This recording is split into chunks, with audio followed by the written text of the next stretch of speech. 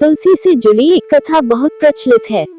श्रीमद् देवी भागवत पुराण में इनके अवतरण की दिव्य लीला कथा भी बनाई गई है। एक बार शिव ने अपने तेज को समुद्र में फेंक दिया था। उससे एक महातेजस्वी बालक ने जन्म लिया। यह बालक आगे चलकर जलंधर के नाम से पराक्रमी दैत्य राजा बना।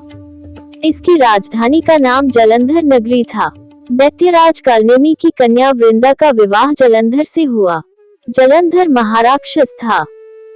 अपनी सत्ता के मद में चूर उसने माता लक्ष्मी को पाने की कामना से युद्ध किया, परंतु समुद्र से ही उत्पन्न होने के कारण माता लक्ष्मी ने उसे अपने भाई के रूप में स्वीकार किया। वहां से पराजित होकर वह देवी पार्वती को पाने की लालसा से कैलाश पर्वत पर गया। भगवान देवाधिदेव शिव का ही रूप धरकर माता पार्वती के समीप गया, परंतु मां ने अपने उपबल से उसे तुरंत पहचान लिया तथा वहां से अंतर्ध्यान हो गई। देवी पार्वती ने क्रुद्ध होकर सारा वृतांत भगवान विष्णु को सुनाया।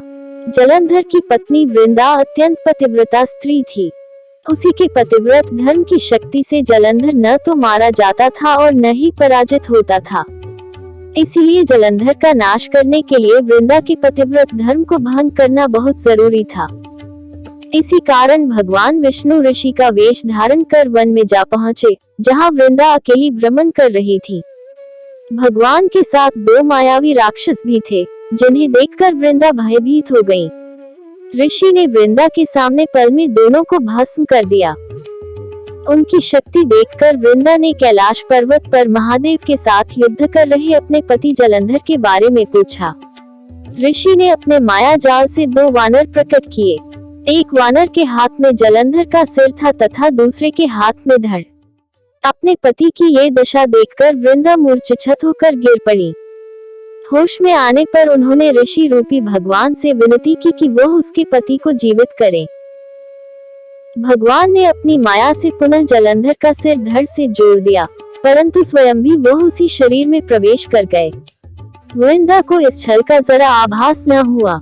जलंधर बने भगवान के साथ वृंदा व्रता का व्यवहार करने लगी, जिससे उसका सतीत्व भंग हो गया। ऐसा होते ही वृंदा का पति जलंधर युद्ध में हार गया। इस सारी लीला का जब वृंदा को पता चला, तो उसने क्रुद्ध होकर भगवान विष्णु को शिला होने का श्राप दे दिया तथा स्वयं सती हो गई। जहाँ वृंदा भस्म हुई, वहाँ तुलसी का पौधा उगा। भगवान विष्णु ने वृंदा से कहा, हे वृंदा, तुम अपने सतीत्व के कारण मुझे लक्ष्मी से भी अधिक प्रिय हो गई हो। अब तुम तुलसी के रूप में सदा मेरे साथ रहोगी। जो मनुष्य भी मेरे शालिग्राम रूप के साथ तुलसी का विवाह करेगा, उसे इस लोक और परलोक में विपुल यश प्राप्त होगा। जिस घर में तुलसी होती है, वहाँ यम के दूत भी असमय नहीं जा सकते।